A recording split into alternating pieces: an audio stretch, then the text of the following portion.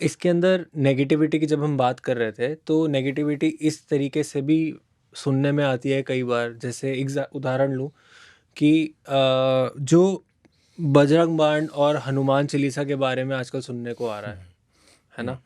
कहा जाता है कि उसको डेली नहीं पढ़ना चाहिए, इसी समय पे ही पढ़ना चाहिए, तो उसके बारे में आपका क्या विचार है? देखो, समाज में ना बहुत कुछ इस समय फैला हुआ है। ये ज़माना सोशल मीडिया का है, ठीक है, और दुनिया बहुत कुछ बोलती है।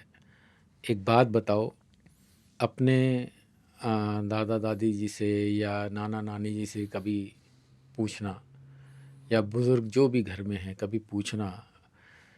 और क्योंकि मैं भी जानता हूँ आप एक स्पिरिचुअल फैमिली से बिलोंग करते हो, आप पूछना कभी हनुमान चालीसा से कभी क्या उनको साइड इफ़ेक्ट हुए? नहीं। उल्टा रोज पढ़ी जाती है। पढ़ी जाती है। संकट मोचन हनुमान जी का बहुत अच्छा स्तुति है, जाप है। और क्या संकट मोचन पढ़ने से कभी ये चीज़ हुई, कोई दिक्कत हुई? बल्कि संकट मोचन तो इटसेल्फ खुद को बयां बता रहे हैं, संकट मोचन कौन नहीं जानत है जग में, कभी संकट मोचन नाम तिहारो। हनुमान जी को एड्रेस किया जा रहा है ये चीज़ कि कौन नहीं जानता है, हे हनुमान जी, हे प्रभु, कि आप तो पूरे दुनिया के संकट को निवारने वाले हो। क्या उससे कभी किसी को साइड इफ़ेक्ट हो सकता है? अब बात रही बजरंग बाण की, जिसका आपने अभी टॉपिक जी छेड़ा है, जी। ठीक है? कहा जा रहा है कि जिस उससे एग्रेशन बढ़ रहा है, लोगों का एग्रेशन बढ़ रहा है बढ़ उससे। रहा है, उसको जपने से एग्रेशन बढ़ रहा है। मैं फिर से वही चीज़ कहूँगा, क्या पहली बात तो इसका भी जवाब दूंगा, अपने घर में पूछना, आपके परिवार में बुजुर्ग बजरंग बाण शायद सालों से पढ़ रहे होंगे, क्या आपके घर में किसी का एग्रेशन बढ़ा? मैं अपना एक्सपीरियंस बताता हूँ, मैं सालों हो गए मुझे हनुमान चालीसा, संकट मोचन, बजरंग बाण पढ़ते हुए, मेरा एग्रेशन तो नहीं बढ़ा। हनुमान जी की कृपा ही ज़रूर प्राप्त हो रही है। बल्कि हनुमान जी के प्रति मेरा प्रेम और बड़ा है, हनुमान जी की अनुकंपा मुझ पे और बड़ी है। और मेरे साथी, कई सारे साथी मेरे शिष्य हैं कई, जो मुझसे सीखते हैं, उनसे हम करवाते हैं। मुझे नहीं लगा मुझे किसी शिष्य का कोई एग्रेशन बढ़ रहा हो, उसके परिवार में कोई प्रॉब्लम हो रही हो। और सबसे बड़ी बात, हनुमान जी को एक उसी देवता के रूप में क्यों देखा जाता है कि हनुमान जी बहुत गुस्से वाले हैं? हनुमान जी की और क्वालिटीज़ भी तो हैं। वो हमेशा हर चीज़ राम काज करिबे को आतुर, राम जी के काम के लिए कितने वो मतलब डिटर्मिनेशन है उनका, कि राम जी ने जो बोल दिया वो सत्य वचन है उनके लिए, उसके बाद क्वेश्चनिंग नहीं है। जय श्री राम, वो काम कर देना उन्होंने, फिर नहीं सोचना है कि क्या कहा है, क्यों कहा है। प्रभु राम ने बोला है तो वो सत्य ही कहा होगा, मुझे कर देना।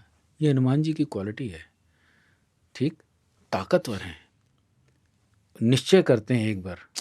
अब बजरंग बाण, निश्चय प्रेम प्रतीति ते विनय करे सम्मान, तेही के कारत सकल शुभ सिद्ध करे हनुमान। जी बजरंग बाण में सबसे पहले कहा गया है। जो निश्चय करके प्रीति करता है हनुमान जी के, उनका कार्य हनुमान जी पूर्ण करते हैं। इसमें कहाँ एग्रेशन है? पर बजरंग बाण में तो यही कहा गया है ना, इन होल की, मेरे दुश्मनों का नाश करो, नहीं, मेरे को हर प्रोटेक्ट जगह तो करो। नहीं कहा गया। हर जगह नहीं, कुछ लाइंस को पकड़ के लोगों ने उसको शायद ऐसे तो बना दिया गया है। हनुमान चालीसा में भी बहुत बार कहा गया है कि आपने असुरों को मारा, दुनिया भर के असुरों को मारा, और आपने अशोक वाटिका उजाड़ दी।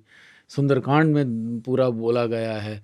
तो फिर तो कुछ नहीं करना चाहिए, फिर तो हनुमान जी का कुछ भी नहीं करना चाहिए, कोई जाप ही नहीं करना चाहिए, ठीक है ना? हाँ, एक जगह उठो उठो चलो तो ही राम दुहाई, पाए पैरे कर जोरी मनाई, ऐसे कि हनुमान जी की भाई उठो उठो चलो तो ही राम दुहाई, आपको राम जी की दुहाई, आप उठो मेरा कार्य करो। अरे भाई, राम जी की 100 मेरा कार्य। हाँ, तो आप एक इंसान ये भी तो कह सकता है कि भगवान मेरा कोई कार्य नहीं बन रहा, उठो उठो तो ही राम दुहाई, पाए पर कर जोरी मनाई है। और बलास में जरूर है, यह बजरंग बाण जय हमारे, ताही कहो फिर कौन उबारे, पाठ करे बजरंग बाण की, हनुमत रक्षा करे प्राण की। तो हनुमत रक्षा, प्राण की रक्षा भी तो कर रहे हैं। बिल्कुल बिल्कुल। अगर उन्होंने ये बोल दिया यह बजरंग बाण जही मारे ताही कहो फिर कौन मारे, ठीक है कोई दुनिया तंग भी करती है तो ज़रूरी तो नहीं है कि सबकी दुश्मनी हो किसी के साथ और हाँ उसी के प्रति वो कर रहा हो, अपनी रक्षा भी तो कर रहे हैं। बिल्कुल। हनुमत रक्षा करें प्राण की, धूप दे और जपे हमेशा ताके तन नहीं रहे कलेशा, ये नहीं है साथ में? बिल्कुल है। जो धूप दे और जपे हमेशा, जो धूप देने से या उनको उनके पूजा पाठ करने से जपे हमेशा ताके तन नहीं रहे कलेशा। आपके जीवन में हनुमान जी की स्तुति करने से कभी कोई कलेश ही ना रहे, ताके तन नहीं रहे कलेशा, उसके जीवन में कोई कलेश ही नहीं रहेगा, तो उसको क्यों नहीं करें हम? ये हमारे धर्म के लिए, हमारे सनातन के लिए गलत बोला जा रहा है। बिल्कुल। हनुमान जी इस दुनिया में साक्षात कलयुग में जीवित हैं, सशरीर हैं, है ना। राम जी की कृपा से उनको ये आशीर्वाद प्राप्त है, सीता जी की कृपा से उनको ये आशीर्वाद प्राप्त है। जब तक ये पृथ्वी है तब तक हनुमान जी सदा इस दुनिया में हैं, रक्षक हैं, संकट मोचन हैं। जहाँ राम जी का नाम लिया जाता है सबसे पहले हनुमान जी आते हैं और सबसे आखिर में हनुमान जी उठ के जाते हैं, ठीक है। इसके पीछे तुलसीदास जी की एक छोटी सी घटना अगर मैं कहूँ, अगर आप सुनना चाहो। बिल्कुल बिल्कुल। अगर हनुमान जी की बात चली है तो, क्योंकि हनुमान जी में मेरी बहुत प्रीति है।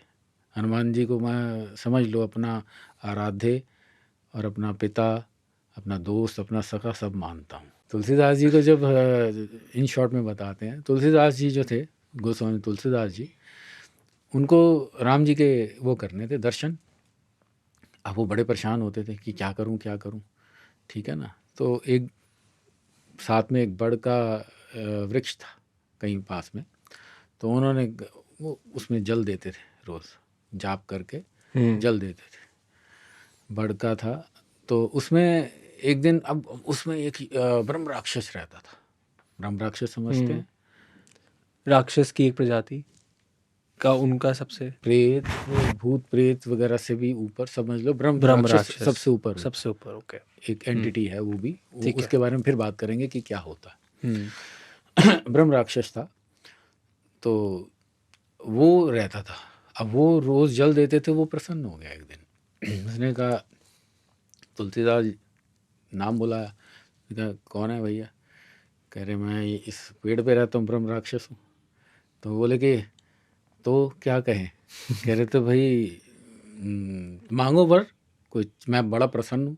कह रहे भैया राम जी से मिलवा दो। अब तुलसीदास जी की तो एक ही इच्छा थी, राम जी से मिलवा दो। बिल्कुल। कह रहे भाई इतनी ताकत तो मेरी नहीं है कि वो कहाँ मिलेंगे मैं बता दूँ, क्योंकि मैं तो एक ब्रह्म राक्षस हूँ, मैं नहीं तुम्हारी मदद। कह रहे फिर तुम मेरे किसी काम के नहीं हो, जाओ। अब तुलसीदास जी कह के चल पड़े। तुलसीदास अब ब्रह्म राक्षस को लगा कि बड़ा यार ये तो बहुत गलत हो गया। कहते एक काम करो, मैं राम जी से तो नहीं मिलवा सकता, लेकिन जो मिलवा सकता है उसके बारे में बता सकता हूँ। कह रहे वही बता दो। कह रहे भैया आप रामायण का जाप करते हैं, सब कुछ करते हैं, राम स्तुति करते हैं, तो आपके जो रामायण या राम स्तुति जब भी आप करते हैं, जो सबसे पहले आए वो हनुमान जी, और जो सबसे बाद में जाए वो हनुमान जी। आप पहचानना, आपका आपके हाथ में आपके हाथ में है पहचानना, ठीक है। तो उन्होंने कहा ठीक है। अब तुलसीदास जी इस चीज़ के लिए तैयार थे कि पहले देखना आया कौन। राम जी का नाम, राम धुनी शुरू करते थे, वो राम जी का जाप शुरू करते तो सबसे पहले कोई आता था। इनको लगा कि अब लग तो रहा है कि यही है, कंबल ओढ़े कोई आ रहा था, तो बिल्कुल गेटअप चेंज था। जब राम धुनी जब उन्होंने संपन्न हुई तो सबसे आखिर में जो जाने लगा तो उनका यही पहले आया था, यही बाद में आया। तो फिर से उन्होंने रामधुनी शुरू कर दी एक बार। तो हनुमान जी अब जब राम जी का नाम सुन के कैसे वापस ना आए, तो वो वापस लौटे। अब उनको कन्फर्म हो गया कि मैंने दोबारा शुरू किया है तो यही वापस लौटे हैं, तो यही है। अब उन्होंने पीछा करना शुरू कर दिया। मेरे को पता है भैया आप, वो हनुमान जी कहे मेरी टांग छोड़ तुझे गलत फहमी हो रही है। कह रहे नहीं पता है प्रभु, अपने असली रूप में आइए और मुझे दर्शन दीजिए, आप हनुमान जी हैं, मुझे पता है। अब जिद में पकड़ गए तो हनुमान जी को दर्शन देने पड़े। तो हनुमान जी ने कहा जाओ भैया ठीक है, मैं तुम्हें बताता हूँ वो रास्ता, चित्रकूट पे चले जाओ और वहाँ जाके आपको हनुमान जी मिलेंगे। और सच में ऐसा हुआ भी। तुलसीदास जी चित्रकूट चले गए और वहाँ जाके उन्होंने राम जी के दर्शन पाए। तो ये हनुमान जी की महिमा है भाई। जहाँ आप हनुमान राम जी का नाम लेंगे, हनुमान जी ज़रूर आएंगे। हनुमान जी इतने हमारे लिए मतलब आराध्य हैं और इतनी अनुकंपा है उनकी इस पूरी दुनिया के लिए, पूरी दुनिया के लिए, सभी के लिए। जो उनको चाहता है वो उनके लिए आते हैं और संकट मोचन है। मैं नहीं मानता इस चीज़ को कि बजरंग बाण पढ़ने से संकट मोचन पढ़ने किसी का एग्रेशन बढ़ रहा हो। अब भाई देखो, वहम का कोई इलाज नहीं है, सीधी सी बात है। हमने आपको चौपाइयों के साथ भी समझा दिया, और बजरंग बाण में जो जो सब कुछ लिखा हुआ वो भी समझा दिया, वो अपनी सुरक्षा के लिए भी है। अब देखो, जाप में ना देखो थोड़ा सा नेगेटिव और पॉजिटिव थोड़ा सा होता है। कोई उस चीज़ को बचाने के लिए करता है, कोई उसी चीज़ को मारण के लिए भी करता है। ठीक है, तो ये तो अपनी अपनी सोच है। यहीं राक्षस बुद्धि और देव बुद्धि आ जाती है कि मैं तो सिर्फ अपनी भगवान से सुरक्षा मांगता हूँ। अब राक्षस बुद्धि ये कहती है कई बार कि मैं तो शत्रु का संहार करने के लिए करता हूँ। तो फ़र्क है, अपनी अपनी बुद्धि लगाओ, पर पाठ करने से ऐसा होता हो ये गलत है।